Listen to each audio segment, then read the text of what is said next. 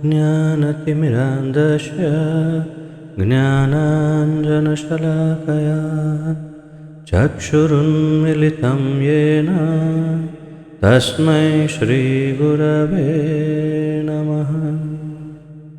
श्रीचैतन्यमनोभीष्टं स्थापितं येन भूतले स्वयं रूपकदा मह्यं ददाति स्वपदान्तिकं।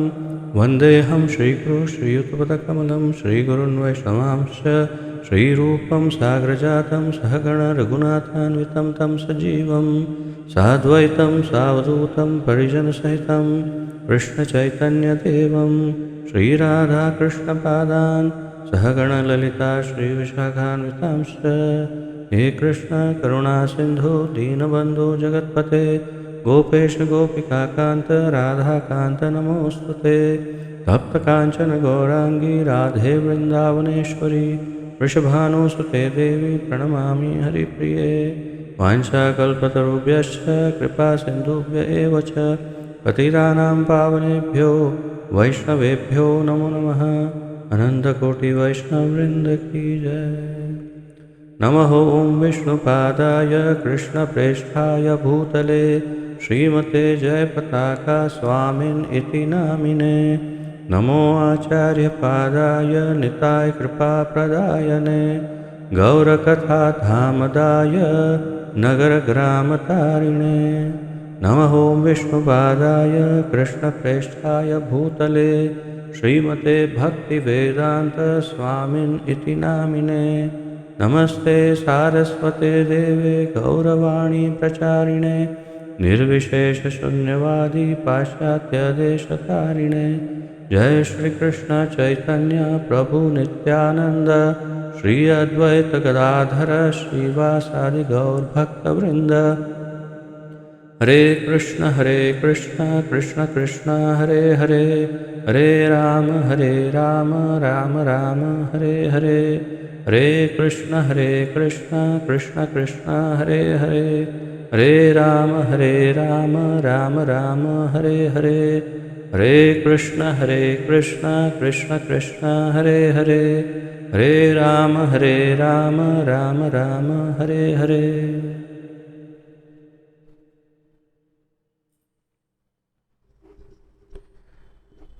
आप सबका बहुत बहुत स्वागत है आज के इस अत्यंत दिव्य सुमधुर और रोमांचक कार्यक्रम में, जो हमारे लिए सर्वाधिक महत्वपूर्ण कार्यक्रम है, जिसमें हम हमारे परम पूज्य गुरुदेव, परम आराध्य, परम प्रिय, परम आदरणीय गुरुदेव गुरु महाराज ओम अष्टोत्तर शत श्रीमद् श्रील जयपताका स्वामी गुरु महाराज का स्तुतिगान गुणगान करने के लिए उपस्थित हुए हैं। ये कार्यक्रम वैसे तो हम पिछले कुछ वर्षों से कर रहे हैं और ये हम प्राइवेटली कर रहे थे। हम लोग इसका प्रचार नहीं कर रहे थे, परंतु जब मैंने देखा कि मेरे फेसबुक पर इतने सारे हमारे गुरु भाई बहन हैं, तो सबको इसका लाभ प्राप्त हो, इसलिए आज से मैं इसे फेसबुक पर लाइव करना प्रारंभ कर रहा हूँ, जो हम हर सप्ताह शनिवार को ये लगभग 6 बजे के आसपास कार्यक्रम करते हैं। इससे सभी को लाभ प्राप्त होगा, क्योंकि हम हमारे गुरु महाराज के जो भी आदेश हैं, उपदेश हैं, उनके सुवाक्य हैं, उनकी इच्छाएं, उनकी जीवनी, उनकी लीलाएं, उनकी दिव्य लीलाएं, इन सब की चर्चाएं करने का प्रयास करेंगे। और आप सभी जो भी उपस्थित हैं लाइव ऑनलाइन फेसबुक के माध्यम से या हमारे साथ जूम पर जो जुड़े हैं, हम सब उनके विषय में कुछ न कुछ अवश्य बोलने का प्रयास करेंगे और इस प्रकार हमारी वाणी को शुद्ध करेंगे, हमारी चेतना को शुद्ध करेंगे, हमारी गुरु निष्ठा को प्रबल करने का प्रयास करेंगे तथा हमारी श्रद्धा बढ़ा करके हम श्रील गुरुदेव को श्रद्धांजलि इस प्रकार से अर्पण करते रहेंगे। यही हमारा प्रयास रहेगा। तो आशा है आप सब इसमें संपूर्ण योगदान देंगे और इसका आनंद उठाएंगे, इसका लाभ प्राप्त करेंगे, सब लाभान्वित होंगे और हमारे गुरु महाराज की कृपा हम पर बनी रहे, ऐसा आशीर्वाद हम अ, उनसे ऐसी आशीर्वाद की याचना करते रहेंगे। तो आइए इस आज का ये कार्यक्रम प्रारंभ करते हैं हमारे परम पूज्य गुरु महाराज का उनके सुवाक्यों की चर्चा द्वारा स्तुतिगान प्रारंभ करते हैं। जो भी भक्त तैयारी करके आए हैं वे सब अपना हैंड रेस का सिंबल दिखा सकते हैं और आपको बोलने के लिए मैं यहाँ से अनम्यूट करूँगा।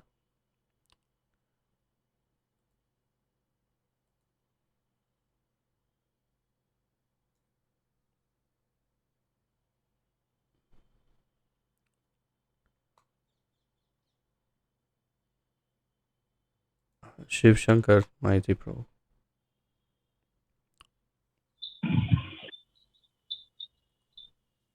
हरे कृष्ण प्रभु जी, चारों वेदन भगवत प्रणाम। हरे शिला प्रभुपाद गुरु महाराज की जय।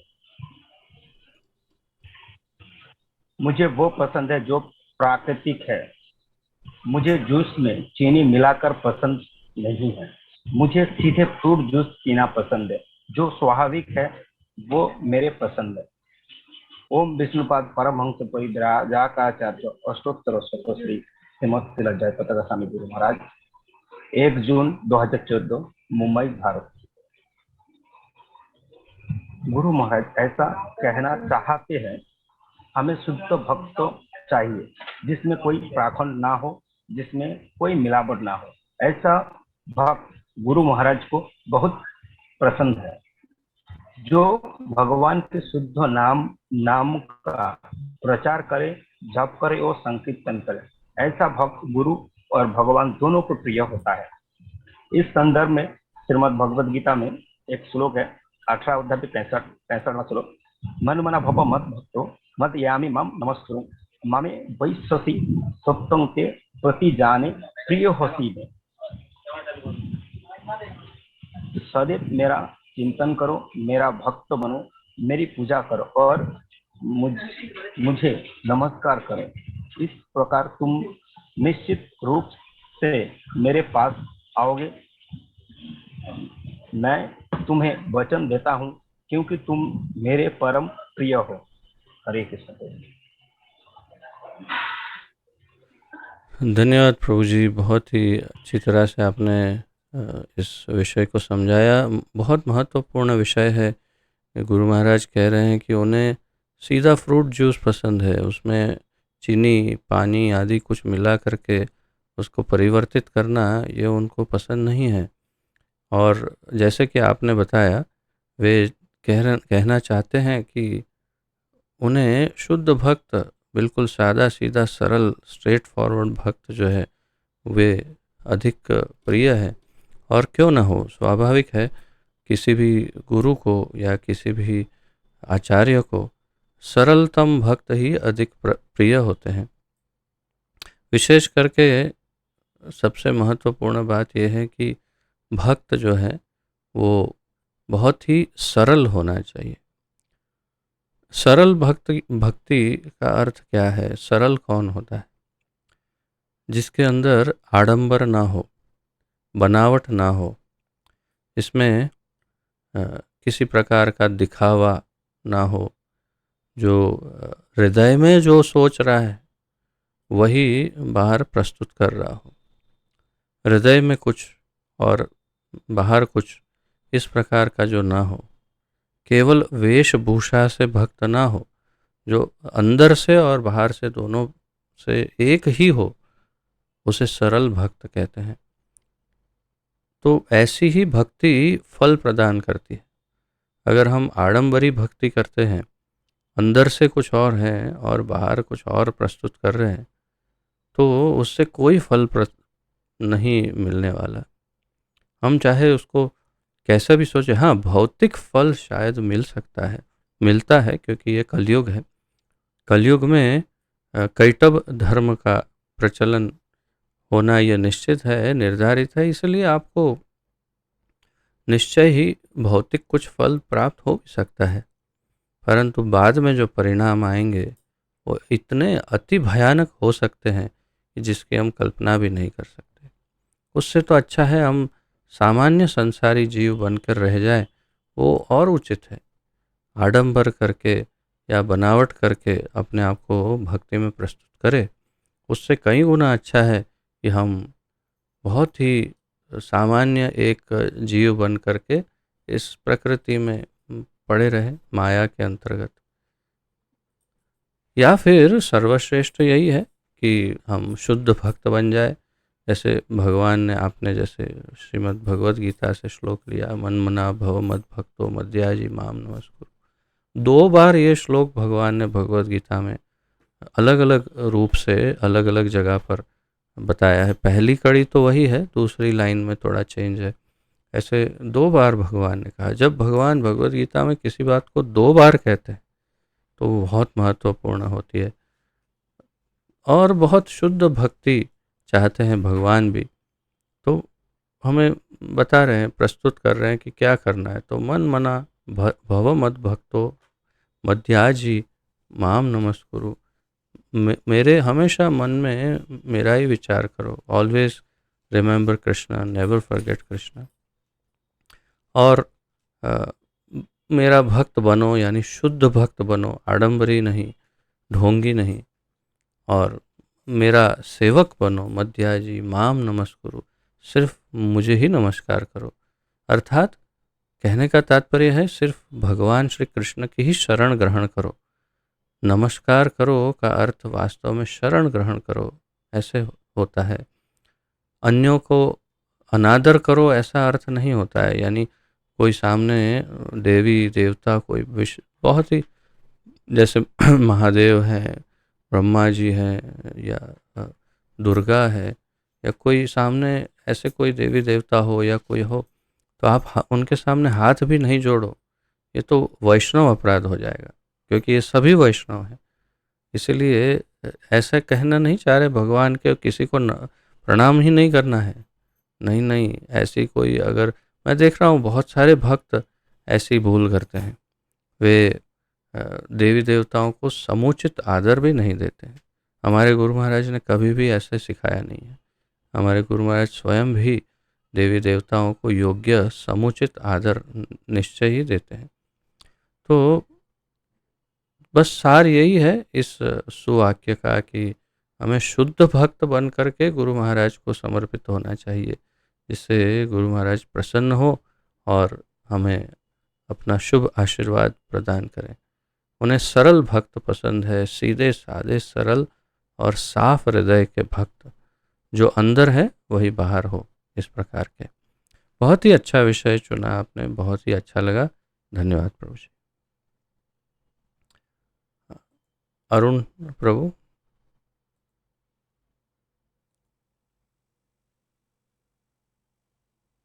हरे कृष्णा प्रभु जी, चरण दंडवत प्रणाम। जय शिला प्रभुपाद, गुरु महाराज की जय। परम भगवान श्री कृष्ण की अद्भुत दया, प्रभावी रूप से कोई भी सांसारिक साधक, चाहे वह सांसारिक निर्णयों में कितना भी शक्तिशाली क्यों ना हो, हमेशा कर्म के नियम के अधीन होता है। लेकिन भगवान कृष्ण की अद्भुत दया यह है कि वो अपने भक्तों को कर्म बंधन से मुक्त कर देता है। ओम अष्टोत्तर शत श्री श्रीमद शिला जय पताका स्वामी गुरु महाराज, 3 जून 1985, अंटालाटा, USA। तो गुरु महाराज ऐसा कहना चाहता है, हमें मनुष्य को शरीर निर्वाह के लिए कर्म करना होता है। अतः सामाजिक स्थिति तथा गुणों के ध्यान में रखकर नियत कर्म उस तरह बनाया गया है कि उस उद्देश्य की पूर्ति हो सके। तो ऐसा भगवत गीता में एक श्लोक है, यज्ञार्थं कर्मणः अन्यत्र लोकः अयं कर्म बन्धनः तदर्थं कर्म कौन्तेय मुक्त संग समाचार। भगवान श्री विष्णु के लिए योग्य रूप में कर्म करना चाहिए। अन्यथा कर्म के द्वारा इस भौतिक जगत में बंधन उत्पन्न होता है। अतः हे कुंती पुत्र, उनकी प्रसन्नता के लिए अपने नियत कर्म करो। इस तरह से हमें सब कर्म बंधन से सदा मुक्त हो रहेगा। हरे कृष्ण। तो सार रूप में गुरु महाराज इसमें क्या कहना चाह रहे हैं? सार क्या है इस उनके सुवाक्य का? जो भी कर्म करने का, तो भगवान के लिए, श्री कृष्ण के लिए कर्म करने का। ठीक है। तो ये तो हमारा बिल्कुल जो सर्वसामान्य सिद्धांत है वो यही है कि हम सब श्री कृष्ण भावनामृत आंदोलन में हैं, तो अवश्य ही हमारे सारे कर्म श्री कृष्ण के ही निमित्त होने चाहिए। परंतु कई बार हम श्री कृष्ण भावनामृत आंदोलन में होते हुए भी ये भूल जाते हैं। इसलिए गुरु महाराज को हमें याद दिलाना पड़ रहा है कि आप जो कुछ भी करें सदैव श्री कृष्ण के निमित्त ही करें, उनके ही लिए करें, उनके आनंद के लिए ही करें, वही सबसे अधिक उचित है। तो ये हमारा मूलभूत सिद्धांत है हमारे इस आंदोलन का, हमारी इस परंपरा का, कि हम सब कुछ श्री कृष्ण के निमित्त ही करते हैं। परंतु एक और बात है कि वास्तव में आचार्यों के मत अनुसार हम अगर श्री कृष्ण को कभी भूल भी जाएं तो भी परेशानी नहीं है, परंतु गुरु को कभी नहीं भूलना चाहिए। हमें सदैव, अगर हम अपना सब कुछ गुरु के निमित्त करते हैं तो श्री कृष्ण और संपूर्ण परंपरा के निमित्त हो जाता है। तो मेरे निजी मत के अनुसार श्रील गुरु महाराज जो कह रहे हैं वो सर्वथा उचित है, परंतु उसमें मैं उनके चरणों में एक और विचार शामिल कर रहा हूँ कि अगर कभी श्री कृष्ण को भूल गए तो चल जाएगा, लेकिन गुरु को कभी नहीं भूलना है। जो भी कर रहे हैं हमें हमेशा सदैव सतत निरंतर श्री गुरु के चरणों में सब कुछ समर्पित करते हुए यदि हम करते हैं तो निश्चय ही सफलता प्राप्त होगी। क्योंकि हमारे श्री गुरु जो हैं वे भगवान के प्रतिनिधि हैं और सक्षम हैं, और विशेष रूप से हमारे परम पूज्य गुरु महाराज वे श्रील प्रभुपाद जी के योग्य प्रतिनिधि हैं और बहुत ही प्रिय भक्त उनके शिष्यों में से एक है। तथापि श्रील प्रभुपाद जी ने उन्हें शक्ति प्रदत्त किया है जिससे वे इस महा आंदोलन का बहुत ही सुंदरता से सुप्रचार कर पा रहे हैं। और आप सब देख पा रहे हैं कि किस प्रकार अनंत कोटि भक्त उनके माध्यम से श्री कृष्ण भावनामृत में जुड़ रहे हैं। बंगाल में गांव के गांव सब कृष्ण भावनामृत में जुड़ रहे हैं नाम हट्ट के द्वारा, और पूरे विश्व में भक्ति वृक्ष के द्वारा कितने सारे भक्त जुड़ रहे हैं। जैसे कि आप सभी, प्रायः सभी अहमदाबाद के भक्त जो हैं सभी भक्ति वृक्ष के द्वारा जुड़ रहे हैं। तो ये सब कुछ हमारे परम पूज्य गुरु महाराज के बहुत ही अथाक प्रयत्नों के द्वारा ये सब संभव हुआ है। इसलिए ये सारा श्रेय जो है वास्तव में श्री गुरु के चरणों में है।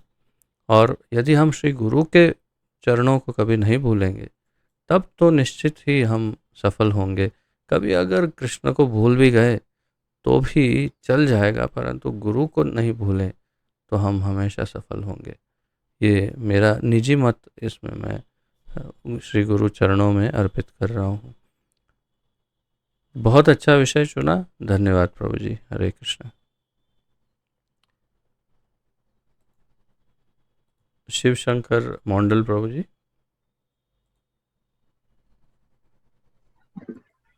हरे कृष्णा प्रभु जी, दंडवत प्रणाम। जय श्री प्रभुपाद, गुरु महाराज की जय। जय जय। प्रभु जी बांग्ला में है, মন যা চায় তাই করতে দেওয়া উচিত নয়।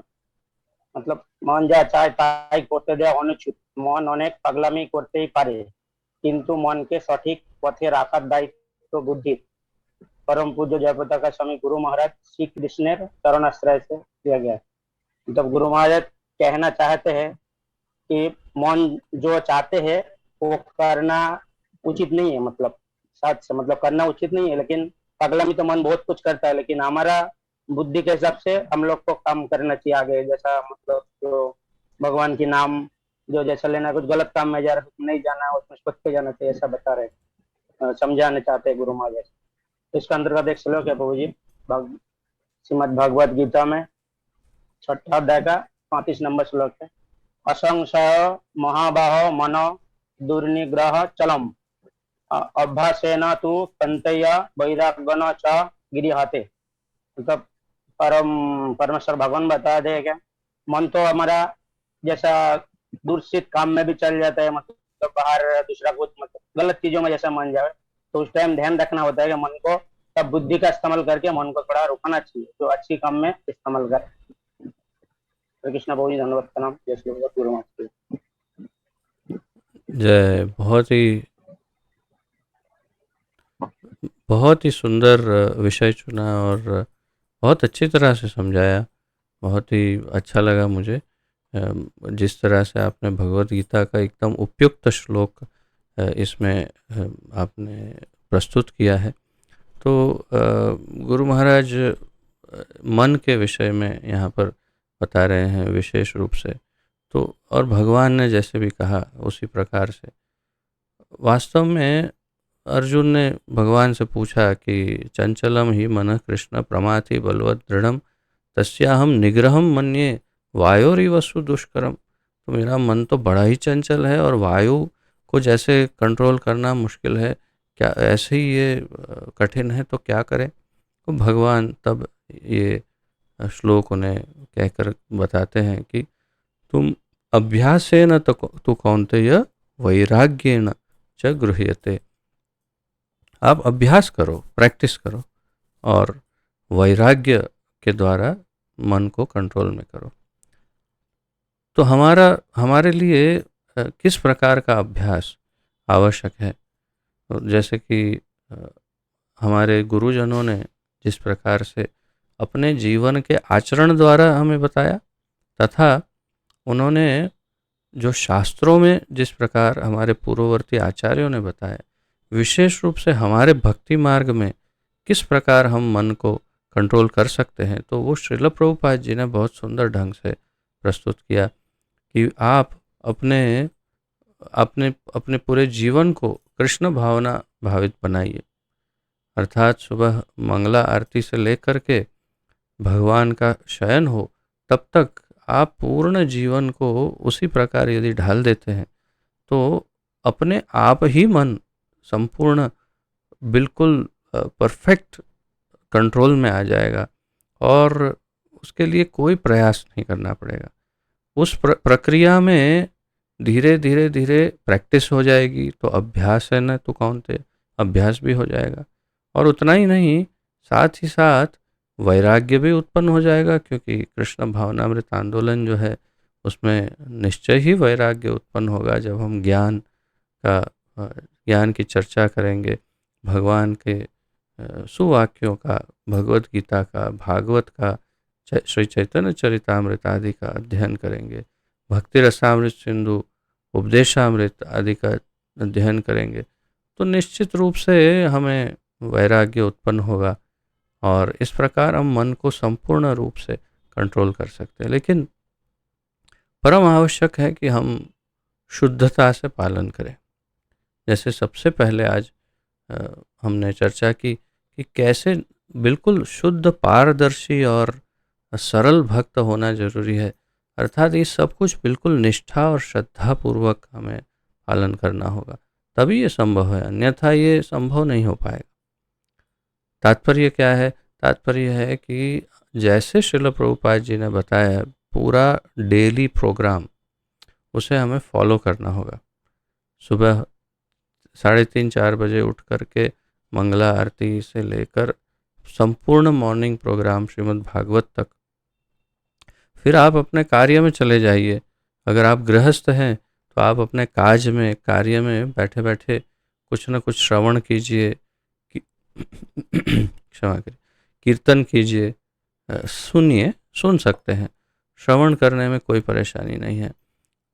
ईयरफोन लगा करके या बाहर स्पीकर लगा करके या यथा संभव जैसी आपकी परिस्थिति हो, जैसा आपका कार्य हो, जैसा ठाकुर जी ने आपको व्यवस्था दी हो, उसके अनुसार आप ये कर सकते हैं। जैसे मैं पूर्व में कई बार उदाहरण मेरा अपना दे चुका हूँ। ये मेरा निजी उदाहरण है कि मैं 2004 3 4 5 6 ये सब मैं दुबई में था और शारजाह में। वहाँ पर एक बहुत बड़ी परफ्यूम कंपनी में जिनके मालिक अरब थे, वहाँ पर मैं जॉब करता था। और उस समय मुझे एक अपना, क्योंकि मैं चीफ डिज़ाइनर था, तो मुझे एक अलग ऑफिस दिया था। और जैसे ही मैं ऑफिस में प्रवेश करता था, तुरंत ही मैं श्रील प्रभुपाद जी का उनके शुभ वाणी से जो कीर्तन है, हरे कृष्ण कीर्तन, वो आरंभ कर देता था। और बैकग्राउंड में सतत हरे कृष्ण कीर्तन चलता रहता था। जैसे ही मैं शाम को जाता था, तब कीर्तन बंद होता था पूरा दिन। एक बार हमारे मालिक पधारे और आकर के कहने लगे कि अरे ये डिस्कोथेक है क्या, तुम इस तरह से म्यूज़िक सुन रहे हो? तो मैंने कहा oh no, this is God song. फिर मैंने उनको समझाया कि ये भजन है या तो भगवान का कीर्तन है। और तब उन्होंने कहा ओह ओके ओके। उसके बाद उन्होंने दोबारा मुझे कभी नहीं टोका।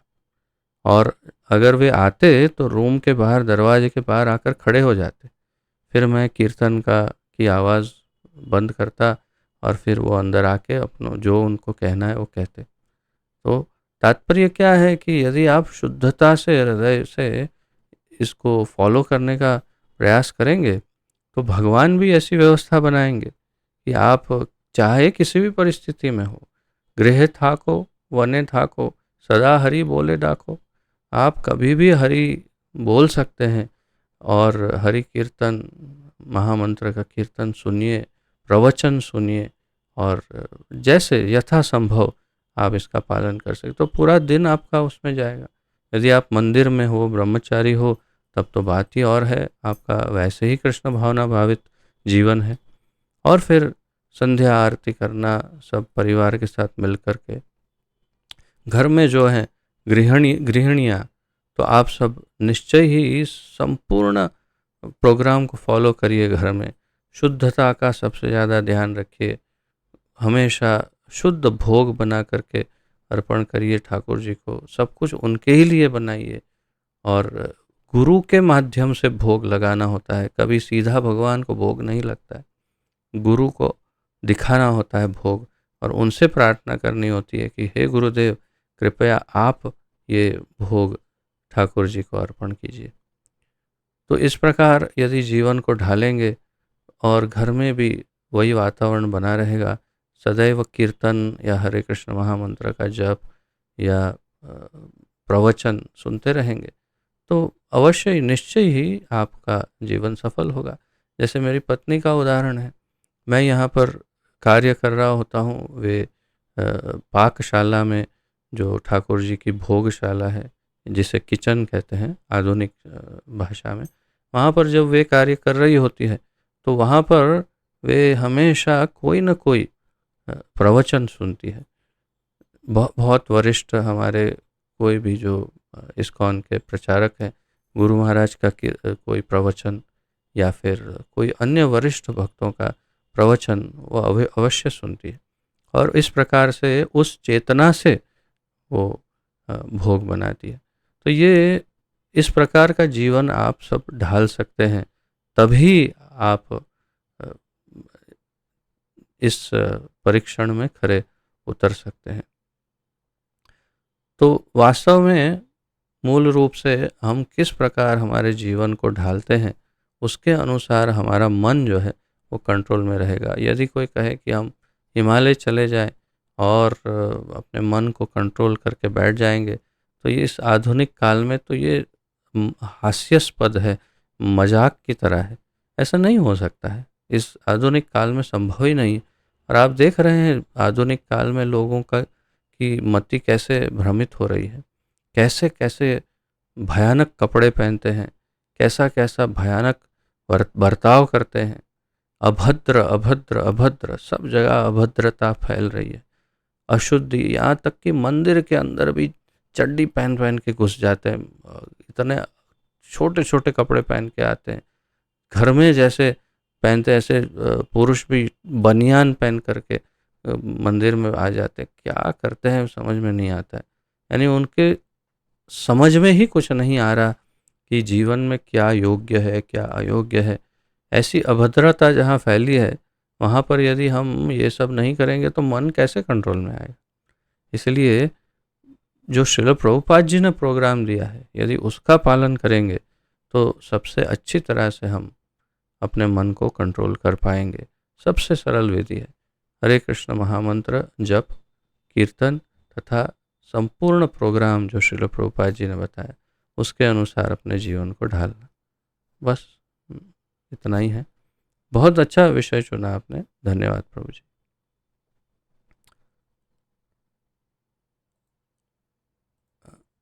सपना माता जी। हरे कृष्ण प्रभु जी, प्रणाम, श्रील प्रभुपाद जी। जय जय।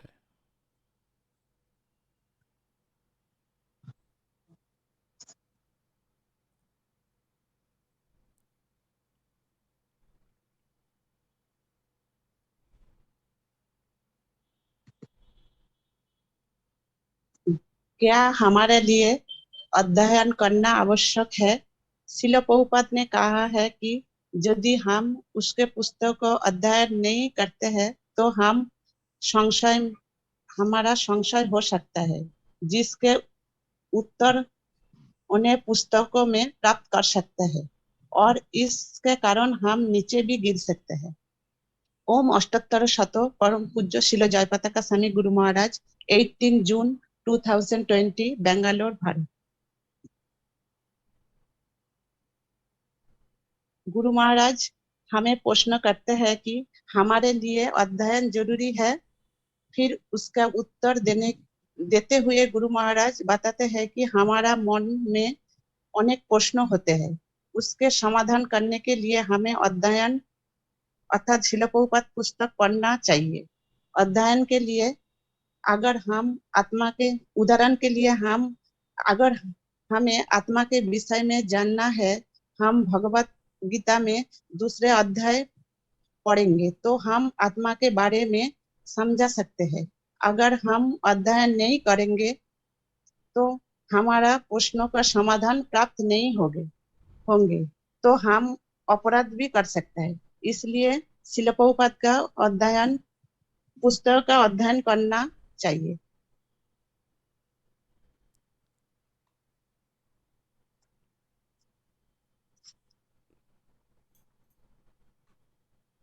हरे कृष्ण प्रभु जी, दंडवत प्रणाम। श्रील प्रभुपाद गुरु महाराज की जय। धन्यवाद माता जी। बहुत ही महत्वपूर्ण, बल्कि सबसे अधिक महत्वपूर्ण विषयों में से एक है ये विषय। बहुत ही महत्वपूर्ण है क्योंकि श्रील प्रभुपाद जी के ग्रंथों का अध्ययन, आप सब तो जानते ही हैं कि हमारे इस ग्रुप में हम सबसे अधिक श्रील प्रभुपाद जी के ग्रंथों के अध्ययन को ही महत्व दे रहे हैं और प्रतिदिन हम उस पर चर्चा विचारणा या अध्ययन कर रहे हैं। मैं प्रतिदिन लगभग सोमवार से शुक्रवार लेक्चर देता हूँ, ऑनलाइन भी होता है लाइव। और अभी हम आजकल भागवत का अध्ययन कर रहे हैं। हमने इससे पूर्व लगभग सारे महत्वपूर्ण जो श्रील प्रभुपाद जी के ग्रंथ हैं उन सब का अध्ययन कर लिया और YouTube पर सारे उपलब्ध भी हैं। एक एक शब्दों को हमने श्रील प्रभुपाद जी के जो हैं उन पर हमने ध्यान दिया। तो वो श्रील गुरु महाराज के इस आदेश या उनके उपदेश या उनके मत का हमने सम्मान किया है, क्योंकि हम पहले से ही इस बात से अवगत हैं कि श्रील गुरु महाराज को श्रील प्रभुपाद जी की वाणी पर संपूर्ण श्रद्धा है, क्योंकि उन्होंने उसे जी करके देखा है। श्रील प्रभुपाद जी की वाणी के अनुसार श्रील गुरु महाराज ने जीवन जिया और जो फल प्राप्त हुआ उसके अनुसार ही उन्होंने हमें बताया कि यदि आप श्रील प्रभुपाद जी की वाणी के अनुसार जीवन जीते हैं तो जीवन सफल होगा। उसमें दुखों का, परेशानियों का, कष्टों का, किसी भी प्रकार के अपराध का भी कोई चांस नहीं रहेगा, क्योंकि एक भक्त के जीवन में सबसे अधिक रिस्की जो है, भयावह एक ही वस्तु है और वो है अपराध। या तो वैष्णव अपराध जो सबसे भयानक है, या फिर नाम अपराध या धाम अपराध। तो इस प्रकार किसी भी प्रकार का अपराध न हो, इसके लिए ये जानकारी कहाँ से मिलेगी? श्रील प्रभुपाद जी के ग्रंथों द्वारा ही जानकारी मिलेगी कि इन सब अपराधों से कैसे बचें और कैसे अपना भक्तिमय जीवन जो है वो सरल और साफ सुथरा करें। इस संदर्भ में मैं अवश्य ही इस बात को कहना चाहूँगा कि जो वैष्णव अपराध है वो इतना ज़्यादा भयानक है। जैसे श्री चैतन्य महाप्रभु कहते हैं, माता हाथी या तो पागल हाथी या नशे में चूर हाथी जो है, वो जिस प्रकार से एक बगीचा में घुस जाता है, गार्डन में, और संपूर्ण बगीचे को तहस नहस कर देता है, बिल्कुल एक एक उसके पत्ते, पेड़ पौधे, जो कुछ है, घास, सब कुछ नष्ट हो जाता है, क्योंकि पागल हाथी है, अंदर घुसा है और सब कुछ समाप्त करके बाहर निकलता है। तो आप चाहे कितने भी उन्नत भक्त क्यों ना हो, इसे बहुत सावधानी से सुनिए, क्योंकि कहीं, और मैं अपने आप को भी कह रहा हूँ, क्योंकि मैं कहते हुए इससे बाहर नहीं हो जाता, इसको कहते हुए मैं भी इसी के अंतर्गत आ रहा हूँ कि यदि मैं किसी भी प्रकार का भक्त क्यों ना हो, कितना भी उन्नत भक्त क्यों ना हो, मुझे इस बात को सदैव ध्यान रखना पड़ेगा कि किसी भी अवस्था में किसी भी प्रकार से वैष्णव अपराध ना हो। उसका उदाहरण, सबसे श्रेष्ठ उदाहरण हम प्रस्तुत कर सकते हैं। सबसे पहला उदाहरण है श्रील रूप गोस्वामी का। श्रील रूप गोस्वामी की उन्नति के अनुसार हम लोग कहाँ पर हैं? वो तो श्री रूप मंजरी है भगवान की। अब श्रील रूप गोस्वामी एक बार ठाकुर जी के ध्यान में बैठे थे और उनकी दिव्य लीलाओं को ध्यान में देख रहे थे, जहाँ पर श्रीमती राधा रानी और ठाकुर जी कुछ लीला कर रहे थे। और ऐसे में कुछ ऐसी लीला हुई कि वो देख करके उनको एकदम से हंसी आई। अब योगानुयोग ऐसा हुआ कि वहाँ से अन्य कोई एक वैष्णव वहाँ से गुजर रहे थे, जिनका शरीर कुछ, उनके शरीर में कुछ कमियां थी, शारीरिक रूप से कुछ कमी थी। तो अन्य कोई सामान्य दूसरे वैष्णव थे जो वहाँ से गुजर रहे थे, और उसी समय रूप गोस्वामी हंसे। उनकी आंखें बंद थी, ध्यान में थे, परंतु इनको ऐसा लगा कि इन्होंने शायद मुझे देखा होगा और मुझ पर ही हंसी करी है, यानी मुझ पर हंस दिए ये मेरे शारीरिक कमियों के कारण। और वे आगे चले गए दुखी होकर के, और रूप गोस्वामी का ध्यान भंग हो गया। आप लोग सब बहुत सावधानी से ध्यानपूर्वक सुन रहे हैं ना। श्री रूप गोस्वामी का ध्यान भंग हो गया, तथा उसके पश्चात क्या हुआ? वे बहुत व्याकुल हो गए कि अब ध्यान लग क्यों नहीं रहा है। उन्होंने अपने ज्येष्ठ भ्राता श्रील सनातन गोस्वामी को जाकर के पूछा कि आप बताइए ये क्या हो गया। तो श्रील सनातन गोस्वामी ने कहा कि निश्चय ही अनजाने में ही तुमसे कोई वैष्णव अपराध हो गया लगता है। तो अब कैसे पता करना कि कौन से वैष्णव का अपराध हुआ है? जाने में तो हुआ नहीं, जानबूझकर तो हुआ नहीं, कैसे पता चले? श्रील सनातन गोस्वामी ने कहा है, एक महाभोज का आयोजन करो, पूरे जितने वैष्णव हैं सभी वैष्णवों को निमंत्रण दो, आप आइए और प्रसाद लीजिए। जो वैष्णव नहीं आए, समझ जाना कि उनके प्रति अपराध हुआ है, उनको बुरा लगा। वैसे ही हुआ, पूर्ण वैष्णव समाज आया, केवल वे वैष्णव जिनको बुरा लगा था वो नहीं आए। उनके पास गए, क्षमा याचना की और फिर उनका ध्यान लगना प्रारंभ हुआ। इसका तात्पर्य क्या है? आप बहुत सावधानी से सुनिए इस बात को, बिल्कुल एकाग्रचित्त होकर के सुनिए कि इसका क्या, क्योंकि अगर ये बात आपके ध्यान में नहीं रही तो हो सकता है कि आप बहुत बड़ा अपराध कर सकते हैं, संभव है। इसलिए आपको मैं निवेदन कर रहा हूँ कि आप बिल्कुल सावधान हो करके बिल्कुल एकाग्रचित्त से सुनिए, विशेष रूप से तब जब आपके सामने यहाँ फेसबुक पर लाइव चल रहा है, तो आप बहुत ध्यान से इस बात को सुनिए कि यदि रूप मंजरी जो भगवान की नित्य लीला में है, भगवान के परम प्रिय पार्षदों में से एक हैं, जो भगवान से बहुत ही अधिक निकट ही हैं हमेशा के लिए, यदि ऐसी रूप मंजरी से यदि एक सामान्य साधारण भक्त के प्रति अपराध हो सकता है, तो हम और आपके साथ कुछ भी हो सकता है। यानी आप कोई बड़े सन्यासी क्यों ना हो, आप कोई भी क्यों ना हो, आप किसी अन्य वैष्णव का यदि अपराध करते हैं, तो आपका जो भक्तिमय जीवन का बगीचा है वो संपूर्ण विनष्ट हो सकता है। एक मत्ता हाथी, एक पागल या एक नशे में हाथी जैसे बगीचे में घुस के साफ कर देता है बगीचा, वैसे संपूर्ण भक्ति नष्ट हो सकती है। इतना भयानक होता है ये वैष्णव अपराध, और इसलिए ऐसे वैष्णव अपराध से बहुत ही अधिक सावधान रहना परम आवश्यक है। यदि इस बात को आप ध्यान में नहीं लेते हैं, यदि इसको सीरियसली नहीं लेते हैं, यदि इसको गंभीरता से नहीं लेते हैं, तो अनुभव करना पड़ेगा कि कैसे कैसे भयानक परिणाम आते हैं वैष्णव अपराध से। मैं स्वयं ही इस बात से जूझ रहा हूँ, स्ट्रगल कर रहा हूँ, क्योंकि हमें जन्मों जन्मांतर से दोष देखने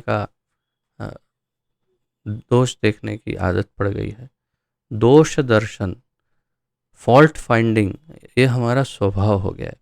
हम हमेशा सामने वाले में कोई ना कोई दोष देखते रहते हैं, फॉल्ट्स देखते रहते हैं कि इसमें इसमें देखो ये प्रॉब्लम ये। और यदि हम उसकी अवस्था ना देखें, उसकी कोटि ना देखें और उसमें दोष देखें और उसे हम या तो केवल विचार करें या किसी से चर्चा करें या उनको कह दे या किसी और को ही उसके पीठ पीछे कह दे, वैष्णव निंदा पीठ पीछे, या उनके सामने उसको कुछ कह दे, तो इससे भयानक अपराध हो सकता है। ध्यान रहे, केवल एक गुरु को अपने शिष्य को प्रताड़ित करने का या उसे योग्य मार्गदर्शन देने के लिए सही गलत कहने का अधिकार होता है। अन्य किसी को भी किसी अन्य को कहने का अधिकार नहीं होता। या कोई अथॉरिटी हो, जैसे कोई मंदिर की कोई व्यवस्था चल रही हो, उसमें कोई अथॉरिटी हो, अर्थात कि कोई ऐसा व्यक्ति हो जिसके पास उस मैनेजमेंट में, उस स्थान पर उसे अन्यों को कुछ निर्देशन देना होता हो, तो उस अवस्था में वे उन्हें निर्देशन दे सकते हैं, लेकिन बहुत विनम्रता पूर्वक। आजकल मंदिरों में बड़ा भयानक दूषण चल रहा है।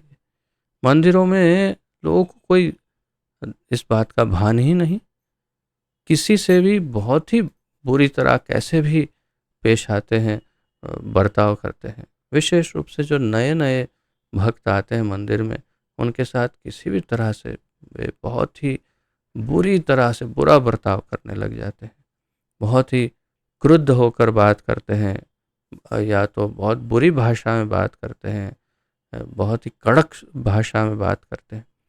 जबकि ये तो बहुत ही कोमल नए नए बच्चे हैं जो अभी अभी भक्ति में जुड़ रहे हैं, उनके साथ बहुत ही सौम्य व्यवहार करना परम आवश्यक है, बहुत ही मधुरता से उनसे बातचीत करना परम आवश्यक है, बहुत ही मीठी भाषा में। और आप कैसे जानते हैं कि उनके हृदय में ठाकुर जी किस अवस्था में बैठे बैठे हैं? चाहे किसी भी अवस्था में हो, अगर वो भगवान के भक्त हैं और अगर आपने उनके हृदय को ठेस पहुंचाई तो आपकी भक्ति फिनिश हो जाएगी, समाप्त। इसलिए अगर आप अपनी भक्ति को बचाना चाहते हैं तो बहुत सावधान रहिए कि किसके प्रति कैसा अपराध होता है, नहीं होता है। जैसे मैंने कहा, एक गुरु को अपने शिष्यों को सही गलत बताने का अधिकार है। उनको कभी हो सकता है कभी दुख लगे भी, परंतु वो उनके हित के लिए कहते हैं, इसलिए गुरु को अधिकार होता है। परंतु अन्यथा कोई भी किसी को कह दे, जैसे मंदिरों में आजकल कोई भी भक्त, ए प्रभु जी हरि बोल, सुनो सुनो, ऐसा मत करो, ए माता जी क्या कर रहे हैं, ये सब योग्य, बिल्कुल भी योग्य नहीं। आप अपनी भक्ति को नष्ट कर रहे हैं। आप सावधान रहिए कि सबसे भयानक जो है वो वैष्णव अपराध है। उसके और भी उदाहरण है, रूप गोस्वामी का उदाहरण सबसे श्रेष्ठ है, परंतु दूसरा उदाहरण है राजा अम्बरीश का। अम्बरीश राजा और दुर्वासा मुनि रुद्र अवतार है, रुद्रांश है, 11 रुद्रों में से एक है, कोई सामान्य जीव नहीं है। जबकि अम्बरीश राजा एक साधारण राजा और एक वैष्णव है। परंतु जब दुर्वासा ऋषि का अम्बरीश राजा के प्रति अपराध हुआ तो सुदर्शन चक्र उनके पीछे पड़ गए और नारायण के पास तक पहुंच गए दुर्वासा ऋषि। लेकिन नारायण ने भी कहा, अहम भक्त पराधीनो ही अस्वतंत्र इव द्विज, मैं तो बिल्कुल अपने भक्तों पर अधीन हूँ और मैं स्वतंत्र नहीं, अस्वतंत्र हूँ। इस मामले में मैं भले ही स्वराट हूँ, परंतु इस मामले में स्वतंत्र नहीं हूँ, अपने भक्तों पर अधीन हूँ। अगर आपने उनका अपराध किया तो जाओ उनके चरणों में जाकर गिरो, वे क्षमा करेंगे तो ही आप मुक्त हो पाएंगे। तो अर्थात आप चाहे कोई भी क्यों ना हो, आप किसी भी अवस्था में क्यों ना हो, आप यदि किसी वैष्णव का अपराध कर लेते हैं तो आपकी भक्ति के जो मूल हैं वो हिल जाएंगे। संपूर्ण बगीचा साफ भी हो सकता है। कैसा अपराध होता है, उस रास्ता क्या है उसका? हाँ? जैसे एक और उदाहरण हमारी धर्मपत्नी प्रस्तुत कर रही है, प्रजापति दक्ष और महादेव का उदाहरण बहुत ही उत्तम उदाहरण है। ये भी प्रजापति दक्ष के विषय में श्रीमद् भागवत में लिखा है कि जब वे सभा में पधारे प्रजापति दक्ष, तो ऐसा लगा एक सूर्य प्रवेश कर रहा हो, इतना तेज उनमें था कि संपूर्ण सभा चकित हो गई। इतना तेज था, क्यों था? क्योंकि वे वैष्णव थे, बहुत शुद्ध वैष्णव थे प्रजापति दक्ष। लेकिन उन्होंने एक सर्वश्रेष्ठ वैष्णवानाम यथा शंभो, शिवजी का अपमान कर दिया। इसलिए ऐसा भयानक उनका अपराध हो गया, वैष्णव अपराध, कि उनको अपना जीवन से ही हाथ धोना पड़ा, उनका गला ही काट दिया और बकरे का सर लगाना पड़ा, और उनका मान भंग हो गया सब कुछ। उनकी बेटी, जो प्रिय बेटी है, वो भी, उन्होंने भी देह त्याग कर दिया, सती माता ने। पूरा जीवन नष्ट भ्रष्ट हो गया केवल एक कारण से। इतने उत्तम वैष्णव थे लेकिन अन्य वैष्णव का अपराध कर दिया। तो ये तीसरा उदाहरण है कि आप चाहे किसी भी अवस्था में, किसी पोजीशन में, पोस्ट पर हो, यदि किसी अन्य वैष्णव का अपराध हो जाए तो जीवन संपूर्ण नष्ट हो सकता है, जैसे प्रजापति दक्ष का हुआ। तो तात्पर्य क्या है? यदि आपसे वैष्णव अपराध हो जाए तो सीधा जाइए उस वैष्णव के पास और हाथ जोड़ करके और आवश्यकता पड़ने पर उनके चरण पकड़ करके क्षमा याचना करिए, गिड़गिड़ाइए, जब तक वो क्षमा न कर दे। वो क्षमा कर देंगे तो आप मुक्त हो जाएंगे। दूसरा है कि यदि आपने अनजाने में यदि कोई वैष्णव अपराध किया हो, और वो होता ही रहता है, हमें कभी कई बार ध्यान नहीं रहता, तो उसके लिए हमारी परंपरा में श्रीला देवकी नंदन ठाकुर जी ने ये बहुत सुंदर भजन लिखा है, वृंदावन वासी जत वैष्णवेर गण। बहुत सुंदर भजन है, जिसे आप प्रतिदिन उसे सुन सकते हैं या पढ़ सकते हैं। ऐसा इस भजन में शक्ति है, ऐसा श्री चैतन्य महाप्रभु का आशीर्वाद है कि जो ये भजन प्रतिदिन या जब भी ये गाएगा या उच्चारण करेगा, तो उनके अनजाने में जितने भी वैष्णव अपराध हुए, वो अनजाने में हुए वैष्णव अपराध क्षमा कर दिए जाएंगे, क्योंकि वो अनजाने में हुए। तो उसके लिए इस भजन का आप गान कर सकते हैं प्रतिदिन या सुन सकते हैं। मैंने भी उसे गा करके अपने वॉइस में ऑडियो रिकॉर्ड किया हुआ है, और हम प्रतिदिन सुन लेते हैं प्रतिदिन, क्योंकि अनजाने में वैष्णव अपराध हुआ हो, क्या करें, इसके लिए ये बहुत सरल उपाय है। परंतु अगर जानबूझ करके अपराध हुआ है, तो उनके चरणों में गिर करके गिड़गिड़ाने के अलावा और कोई दूसरा रास्ता नहीं है, नहीं है, नहीं है। इससे बचने के लिए बहुत सावधान रहना जरूरी है। विषय थोड़ा सा इधर से उधर हुआ, परंतु मुख्य बात जो सबसे महत्वपूर्ण है वही है कि अगर अपराधों से बचना है तो हमें ज्ञान होना चाहिए। और ये ज्ञान कहाँ से मिलेगा? श्रील प्रभुपाद जी के ग्रंथों से। तो श्रील प्रभुपाद जी के ग्रंथों का अध्ययन करेंगे तो निश्चित रूप से हम ऐसे अपराध करने से बचेंगे और अपना जीवन मधुर बना पाएंगे। इसलिए श्रील प्रभुपाद जी के ग्रंथों का नित्य अध्ययन करना बहुत ही आवश्यक है। ऐसा हमारे परम पूज्य गुरु महाराज का बहुत ही महत्वपूर्ण मत है, जिसका हम आदर करते हैं। बहुत धन्यवाद माता जी, बहुत ही अच्छा विषय चुना आपने। हरे कृष्ण। रिंकू माता जी।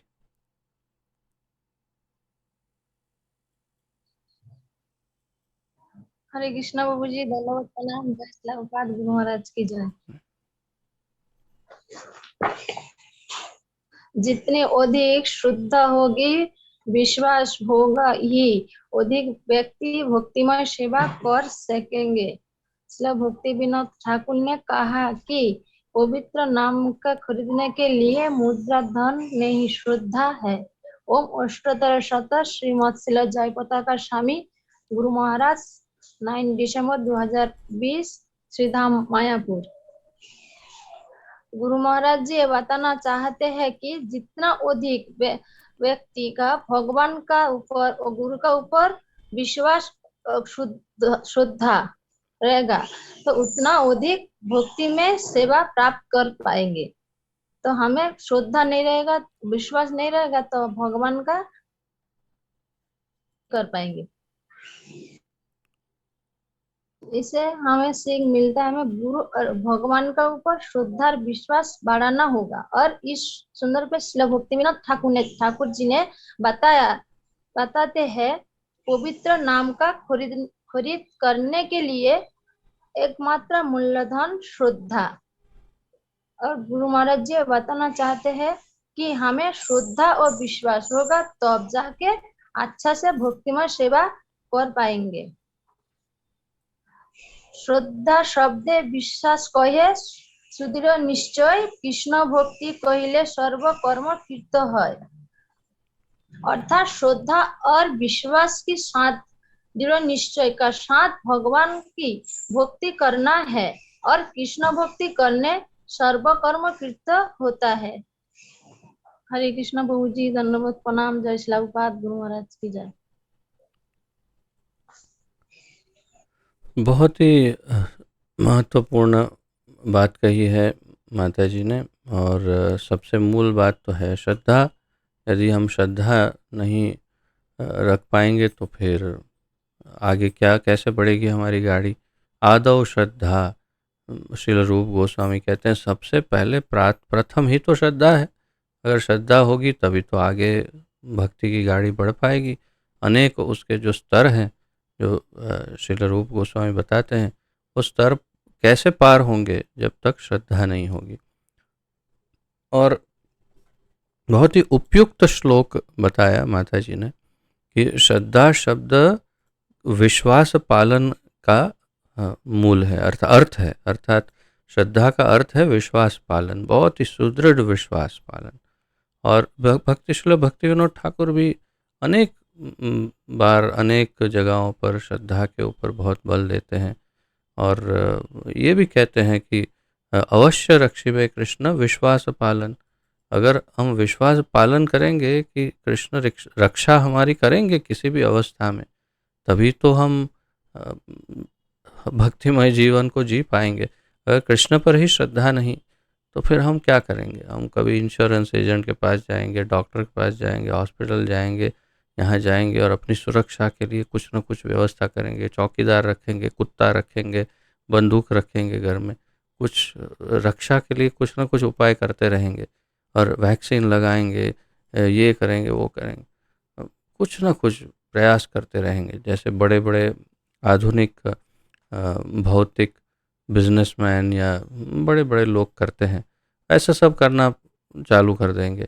लेकिन अगर श्रद्धा है तो जैसे हमारे बड़े बड़े गोस्वामी इतनी वरिष्ठ अवस्था में भी ना कोई बॉडीगार्ड, ना हॉस्पिटल, अरे घर भी नहीं, केवल वृक्ष के नीचे रहते थे और यहाँ वहाँ बस केवल जो भी मधुकरी प्राप्त हो उसी में अपना गुजारा चलाते थे। कल क्या होगा, कहाँ पर मैं सोऊंगा, क्या मुझे प्रसाद मिलेगा, क्या होगा क्या, कुछ भी, सब कुछ कृष्ण पर छोड़ करके। तात्पर्य क्या है? श्रद्धा सबसे अधिक जरूरी है। अगर श्रद्धा नहीं होगी तो हम आगे कैसे बढ़ेंगे? इस संदर्भ में सबसे महत्वपूर्ण बात यह है कि हमें सबसे पहले तो श्री गुरु चरणों पर श्रद्धा होनी चाहिए।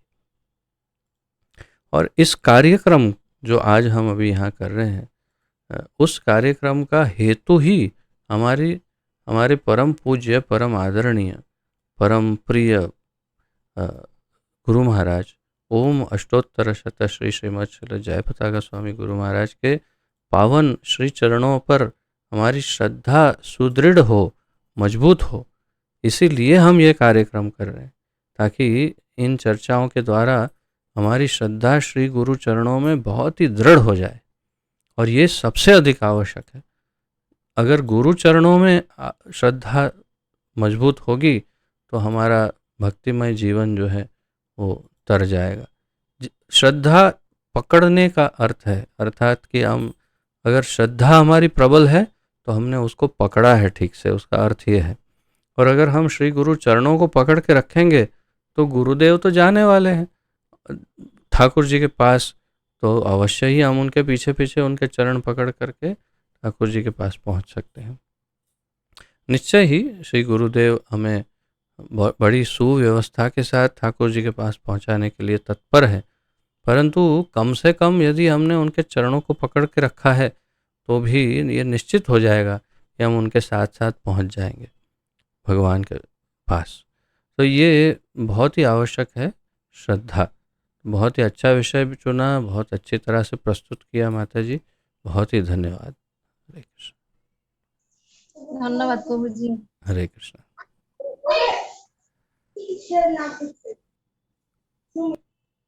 राज।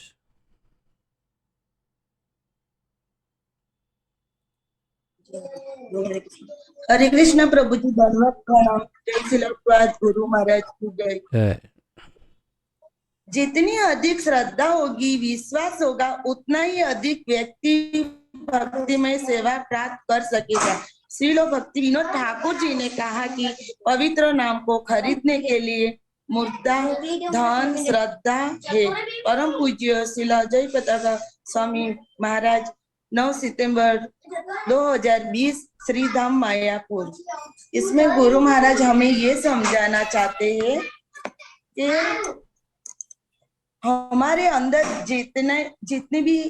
जितना भी विश्वास और श्रद्धा होगी भगवान के प्रति, उतना ही हम भक्तिमय सेवा प्राप्त कर सकेंगे। श्रील भक्ति विनोद ठाकुर जी ने कहा कि श्रद्धा भगवान के पवित्र नाम हरे कृष्णा महामंत्र को खरीदने के लिए धन की जरूरत नहीं है। हरे कृष्ण। धन की जरूरत। धन्यवाद माता जी, आपने वास्तव में वही रिपीट किया जो रिंकू माता जी ने अभी अभी कहा। तो इससे फ़ायदा एक ये हुआ कि जो श्रील भक्ति विनोद ठाकुर ने कहा उस बात को मैं कहना भूल गया था, क्योंकि मुझे कहना था जब रिंकू माता जी बता रही थी तब, तो वो शायद श्रील गुरुदेव के ही ये कृपा है कि मुझे इंगित किया कि इस बात को भी बोलना चाहिए। और मैं यही प्रस्तुत कर रहा हूँ कि श्रील भक्ति विनोद ठाकुर ने इसके ऊपर एक श्रृंखला लिखी थी, जिसको एक ग्रंथ में हमारे परम पूज्य गुरु महाराज ने परिणित किया। उस ग्रंथ का नाम है श्री गोद्रुम कल्पतवी। श्री गोद्रुम कल्पतवी एक ऐसा ग्रंथ है जिसमें श्रील भक्ति विनोद ठाकुर ने नाम हट्ट के विषय में जो कुछ भी कहा है वो सब उसमें लिखा हुआ है।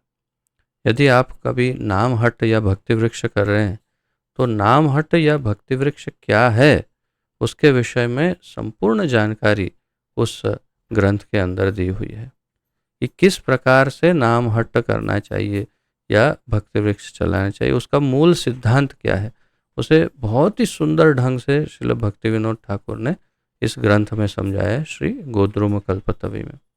सभी भाषाओं में उपलब्ध है, बांग्ला, इंग्लिश, हिंदी, सभी मूल भाषाओं में। और उसमें श्रील भक्ति विनोद ठाकुर नाम हट यानी कि एक नाम की दुकान उसका वर्णन करते हैं। और उस नाम की दुकान में बिकता क्या है? भगवान का नाम। उसको खरीदने के लिए क्या दाम लगता है या रुपया क्या है, तो उसमें मूल रूप से श्रद्धा ये उसका मूल दाम है। यदि आपके पास श्रद्धा है तो आप नाम को खरीद सकते हैं उस हाट से। और उसके अलग अलग विविध प्रकार बताए हैं उस ग्रंथ में, श्री गोद्रुम कल्पतवी में, कि ये पूरी दुकान का वर्णन है कि उस दुकान के मूल मालिक कौन हैं, श्री चैतन्य महाप्रभु। और उस दुकान के मेन विक्री क्या कहते हैं, बिक्री करने वाले मूल डायरेक्टर्स या मैनेजर कौन हैं, तो श्री नित्यानंद प्रभु, श्री हरिदास ठाकुर इत्यादि। बहुत सुंदर ग्रंथ है। अगर आपको मौका मिले तो श्रील गुरु महाराज द्वारा लिखा हुआ ग्रंथ है, अवश्य ही खरीदें और पढ़ें। ऑनलाइन भी उपलब्ध है, गुरु महाराज की वेबसाइट से आपको उपलब्ध हो जाएगा या मायापुर से या कहीं से भी प्राप्त हो जाएगा। ये श्री गोद्रुम कल्पतवी इसका नाम है। यदि आप प्रचारक हैं तब तो आप इसे नहीं पढ़ेंगे तो आपका प्रचार अधूरा रह सकता है। मैं कहना चाहूँगा, इस ग्रंथ पर मैंने 2 जगह पर 2 मंदिरों में भागवतम क्लास दी है। इतना महत्वपूर्ण है ये, पूर्ण रूप से इस पर मैंने क्लास दिया है मंदिरों में। इतना ये महत्वपूर्ण ग्रंथ है श्री गोद्रुम कल्पतवी। अवश्य ही मौका मिले तो इसे अवश्य पढ़िएगा। पूर्व में हमने हमारे ग्रुप में इसको वितरित भी किया था कुछ वर्षों पूर्व। तो जो हमारे लीडर्स हैं उन सभी के पास ये ग्रंथ है, आप उनसे भी प्राप्त करके अहमदाबाद में पढ़ सकते हैं। श्रद्धा मूल बात जिसकी हमने चर्चा की। धन्यवाद माता जी। हरे कृष्णा। नेताय प्रभु। हरे कृष्ण प्रभु जी, दंडवत प्रणाम। जय श्री प्रभुपाद गुरु महाराज। जय जय।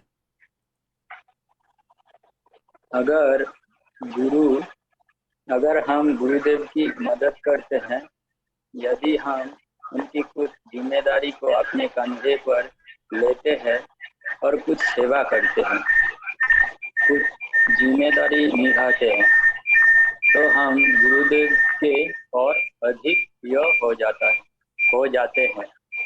ओम अष्टोत्तर शत श्री श्रीमद श्रील जयपताका स्वामी गुरु महाराज। हमें यहाँ समझाना चाहते हैं। आपके वहाँ बैकग्राउंड में स्पीकर चालू हो तो उसे बंद कर दीजिए, क्योंकि डबल साउंड आ रहा है। तो केवल आप बोलें, सुने नहीं अभी, बाद में फिर आप ऑन करना। हरे कृष्णा। तो जी अभी ठीक है? ठीक है। गुरु महाराज हमें समझाने चाहते हैं कि हमें गुरुदेव की मदद करना चाहिए। हम गुरुदेव की कुछ जिम्मेदारी को अपने कंधे पर लेते हैं और कुछ सेवा करते हैं। गुरुदेव की सेवा दो तरीके से होता है, एक बापू सेवा अर्थात गुरुदेव की शारीरिक सेवा, और दूसरा है वाणी सेवा अर्थात प्रचार। हम हर टाइम गुरुदेव की बापू सेवा नहीं कर पाएंगे, क्योंकि हम जहाँ पर है वहाँ पर तो काम के सिलसिले में जहाँ पे है उधर गुरुदेव नहीं है, इसलिए हम गुरु की बापू सेवा नहीं कर पाएंगे। लेकिन हम गुरुदेव की वाणी सेवा हर टाइम कर पाएंगे। गुरुदेव हमेशा ज्यादा पसंद होते हैं वाणी सेवा से। वाणी सेवा अर्थात प्रचार, अर्थात गुरु जी की आदेश। हम उदाहरण स्वरूप कहना चाहता हूँ कि हर रविवार को प्रचार प्रोग्राम होता है हमारे ग्रुप में। अगर हमें गुरु जी को सेवा करना है तो फिर हमें प्रचार प्रोग्राम में अंशग्रहण करना चाहिए और गुरु जी को प्रसन्न करना चाहिए। इसके ऊपर चैतन्य चरितामृत में एक श्लोक है, आचारोपचार नामे करह दुई कार्य, तुमी सर्वगुरु तुमी जगतेर आर्य। आचार प्रचार अर्थात पहले आचरण करना है फिर प्रचार करना। उदाहरण स्वरूप हम हमारे गुरुदेव ओम अष्टतर शत श्री श्रीमद शिल जयपताका स्वामी गुरु महाराज के बारे में बता सकते हैं कि गुरु महाराज उनका वाणी सेवा हर कोई कर सकते हैं। गुरु महाराज प्रसन्न भी होते हैं उनके वाणी सेवा अर्थात प्रचार सेवा से। गुरु महाराज को प्रसन्न करना चाहते हैं तो हमें प्रचार करना चाहिए। गुरु महाराज स्वयं उदाहरण स्थापित करते हैं। शारीरिक रूप से गुरु महाराज कितना अस्वस्थ है फिर भी कितना ठीक से साधना को पूरा करते हैं और प्रचार भी करते हैं।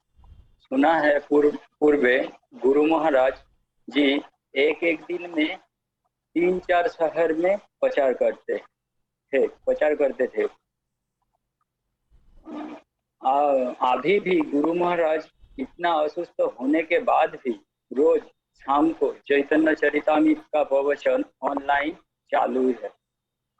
अगर गुरु महाराज के प्रसन्न करना है तो पहले आचरण करना है और बाद में हमारे इधर बाद में प्रचार करना है।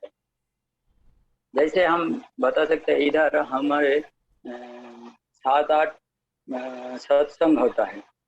पहले हमें वो सत्संग में जुड़ना है और फिर सबको बताना है कि सत्संग में जुड़ना चाहिए।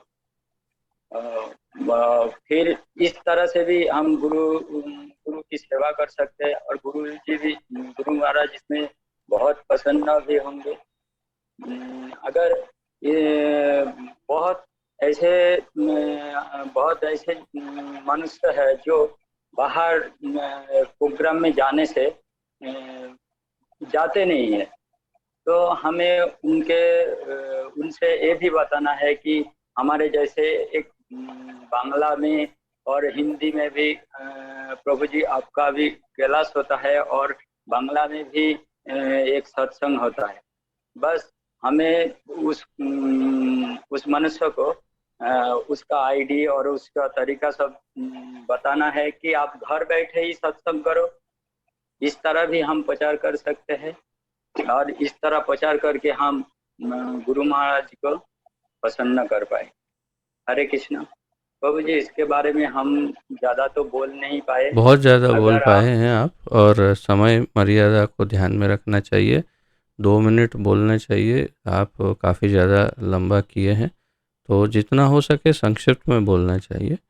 और काफ़ी आपने अच्छी तरह से बोला है, बहुत ही उपयुक्त सब बातें बताई है, और धन्यवाद इसके लिए प्रभु जी। तो सार रूप में आपका एक और यहाँ पर समझ में थोड़ा सा मुझे ऐसा लग रहा है कि शोधन करना आवश्यक है।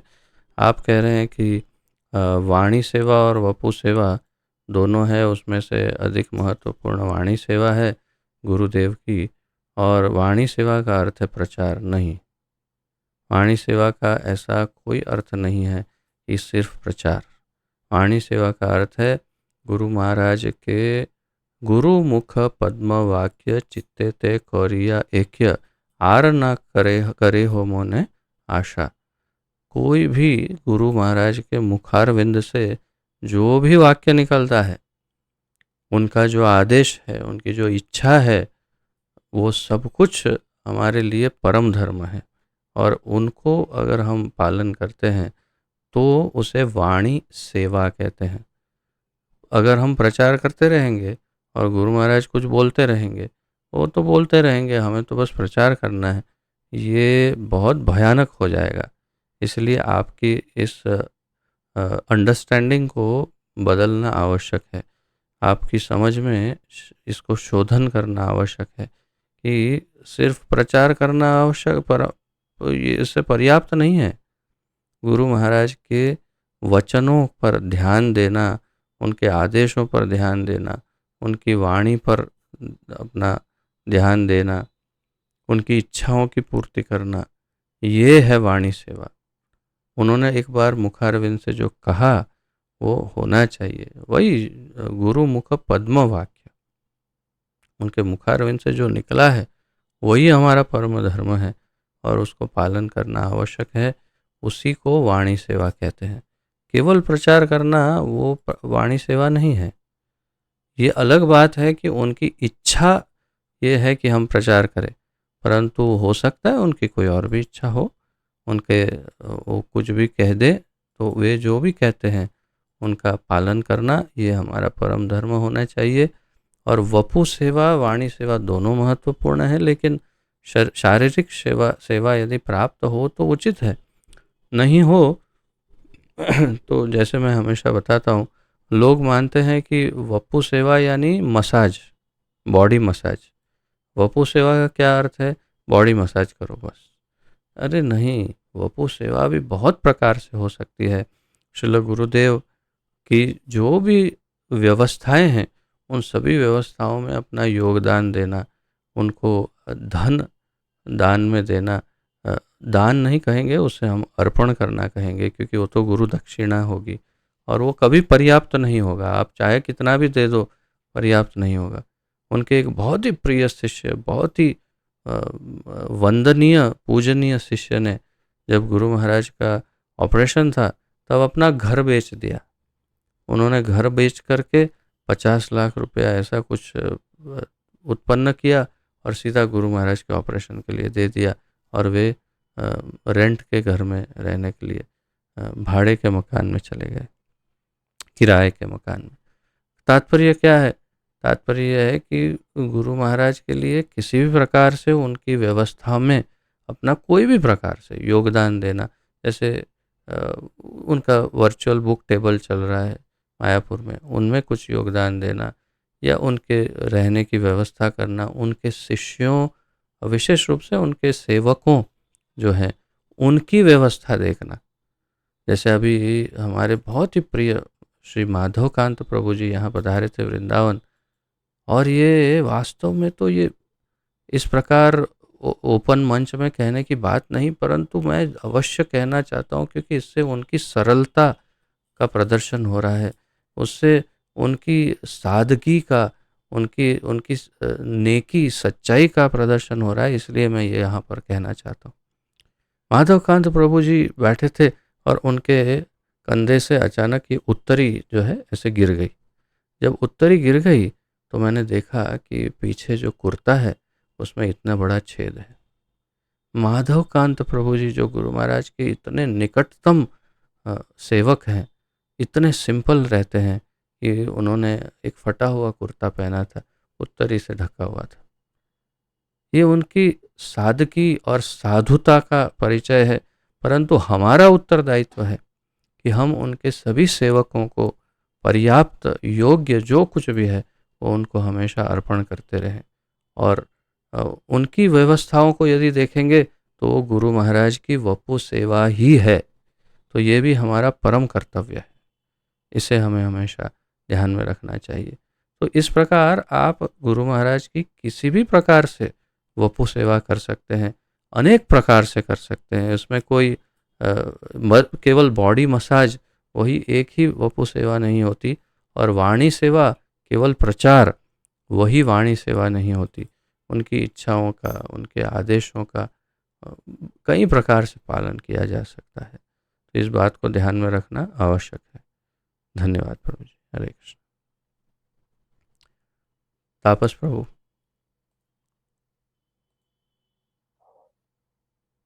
हरे कृष्ण प्रभु जी, धन्यवाद, प्रणाम, जय श्री गुरु महाराज की जय। जय।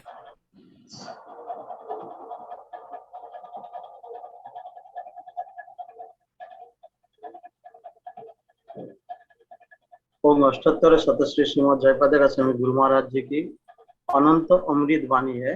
उन अमृत वाणी में से ऐसा एक वाणी है, उन्होंने बताते हैं हमें इतना भाग्यशाली होना चाहिए कि हम कृष्ण की वाणी, उनकी गीत, उनकी वंशी, उनकी आभूषणों को सुन सके।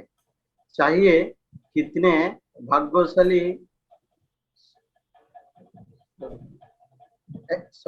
ऐसे कितने भाग्यशाली थे ब्रजवासी, वे कृष्ण की बात करते और गाते हुए सुन सकते थे।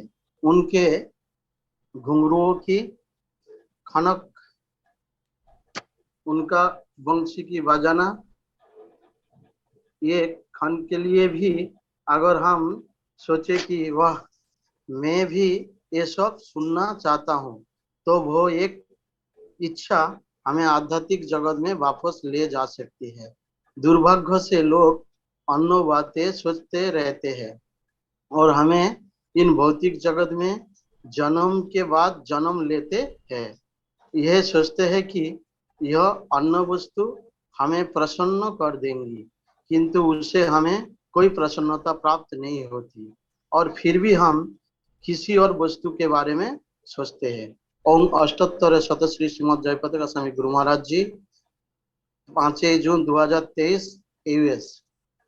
तो हमारे परम पूजनीय, परम आदरणीय हमारे ओम अष्टोत्तर शतश्री श्रीमद् जयपद गोस्वामी गुरु महाराज जी यहाँ हमें जो मैसेज देते हैं उसमें से एक विशेष महत्वपूर्ण विषय है, हमें भाग्यशाली बनना चाहिए, दुर्भाग्यशाली नहीं।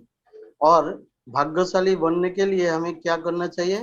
पहले उनकी, हमें जैसे कि भगवान का कोई वाणी हो, उनकी कोई गीत हो या उनकी वंशी हो, क्या आभूषण हो, उन सब विषय में हमें सोचना है। कैसे सोचना है? जैसे ब्रज वृंदावन वासी जो ब्रज में रहते हैं, उन सब ने भगवान के साथ बात करते हैं और भगवान की जो वंशी है, वंशी का ध्वनि सुनते हैं, और उनकी पैर का जो घुंघरू का जो खनक है वो भी सुनते हैं। और ऐसा अगर हम एक क्षण के लिए भी सोचे तो हम इस आध्यात्मिक, मतलब इस भौतिक जगत से छुटकारा मिलके आध्यात्मिक जगत में वापस जा सकते हैं। और इस संदर्भ में भगवद गीता में जैसे बताते हैं, जो जदगत्वा निवर्तन्ते तद्धामम परमम, अर्थात अगर हम ऐसे सोचे जो भगवान के पास वापस जाना है और भगवान के ऐसे विषय के बारे में सोचे, तो हम इस भौतिक जगत में पुनरुपि जननम पुनरुपि मननम, ये सब जन्म मृत्यु चक्र से छुटकारा पा सकते हैं। और इसमें गुरु महाराज जी दूसरा पॉइंट बताते हैं, जो साधारण जीव है, मनुष्य है, वो लेकिन अलग विषय वस्तु के बारे में सोचते हैं और इसीलिए उनको क्या मिलता है, बार बार जन्म मृत्यु की चक्र मिलता है, अन्यथा दूसरा कुछ नहीं है। इसलिए हमें सतो प्रयास करना चाहिए ताकि हमें किसी न किसी तरह भगवान की ओर वापस जा सके। हरे कृष्ण बाबू जी, धन्यवाद, प्रणाम। चलो बात की जाए, महाराज की जाए। धन्यवाद प्रभु जी, आपने महत्वपूर्ण विषय पर चर्चा की है और मुख्य रूप से सदैव भगवान का चिंतन हो। श्रील प्रभुपाद जी हमेशा कहते थे, always remember Krishna and never forget Krishna.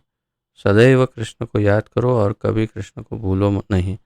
और यही हमारे शास्त्रों में इसके उपलक्ष्य में श्लोक भी है कि स्मर्तव्य सततम विष्णोर विस्मर्तव्यो न जातुचित सर्वे विधि निषेधास्योर एतयोर एव किंकराः। अर्थात सदैव नारायण को, विष्णु को यानी कृष्ण को याद करिए, कभी कृष्ण को भूलिए नहीं। और जितने भी आपके पास नियम हैं, नीति नियम, तो सभी नियमों में, सभी नियमों का राजा इन्हीं दोनों नियमों को बनाओ। यानी यही दो नियम सबसे प्रमुख है। कौन से? सदैव कृष्ण को याद रखो, कभी कृष्ण को भूलो नहीं। ये सभी विधि निषेधास्योर ये तयोर एव किंकरः, यानी बाकी सारे नियम इन दोनों नियम के दास हैं। सभी जो नियम हैं अन्य, वो सब इस नियम के दास होने चाहिए।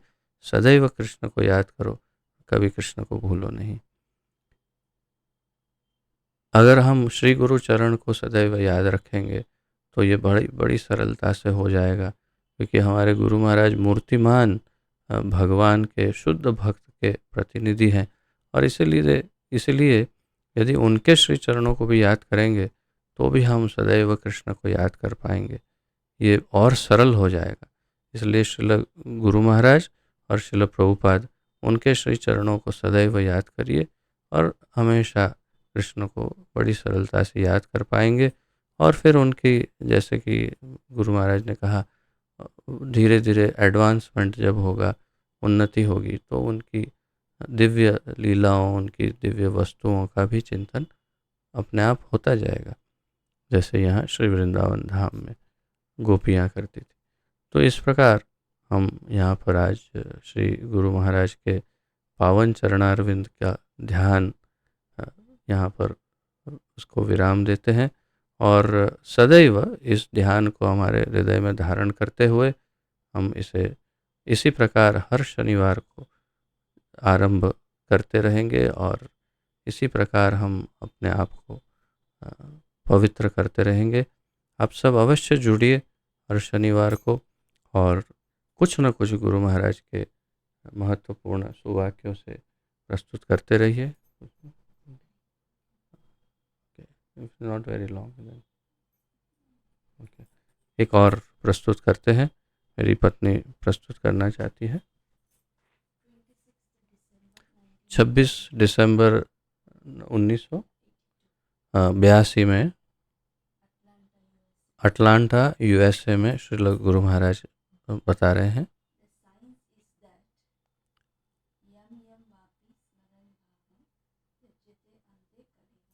विज्ञान वो है यम यम वापि स्मरण भावम त्यजति अन्ते कलेवरम। ये विज्ञान है।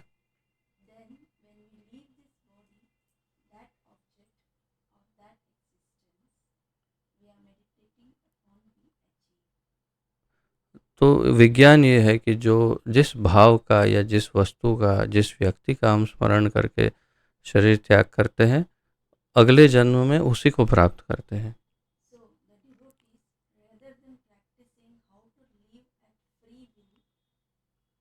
तो भक्त जो हैं, ऐसा करने के बदले कि सदैव मुक्त जीवन जिए, एकदम बिल्कुल नीति नियम के बिना मुक्त जीवन, मुक्त विचार, ऐसा जीवन जीने के बदले भक्त हमेशा ये सोचते हैं, या सोचना चाहिए भक्तों को, कि कैसे हम कृष्ण का चिंतन सदैव कर सकते हैं, जिससे कि यदि जिस समय भी मृत्यु आ जाए, जब अंतिम परीक्षा आ जाएगी मृत्यु के रूप में, और जब हमें शरीर का त्याग करना होगा, और इस प्रकार भक्त जो है वो कृष्ण का ही चिंतन उस वक्त करेंगे और कृष्ण की और या कृष्ण के धाम, कृष्ण के पास वापस जा पाएंगे। तो ये सबसे बड़ी परीक्षा है हमारी जीवन की कि हम क्या अंत में, अंते नारायण स्मृति ही शास्त्र कहते हैं, तो अंत में क्या हम नारायण की स्मृति कर पाएंगे? क्या ये संभव है? ये तभी संभव होगा यदि जीवन भर प्रैक्टिस की होगी। तो गुरु महाराज हमें बड़ी सावधानी से ये करने के लिए कह रहे हैं कि ऐसे प्रैक्टिस करिए जैसे हमने इससे पूर्व ही कहा, always remember Krishna, never forget Krishna. तो सदैव हम यदि कृष्ण का चिंतन करेंगे और वो भी गुरु के माध्यम से करेंगे तो और सरल हो जाएगा। तो श्री गुरु चरणों, श्रील प्रभुपाद चरणों के माध्यम से यदि हम हमेशा भगवान का चिंतन करेंगे तो अंत काल में हमें निश्चय ही भगवान याद आएंगे, और यदि भगवान याद आए तो हम मुक्त होंगे जीवन से, अन्यथा फिर से एक बार हमें जीवन ग्रहण करना पड़ सकता है। जैसे आदि शंकराचार्य जी कहते हैं, पुनरपि जननम पुनरपि मरणम पुनरपि जननी जठरे शयनम।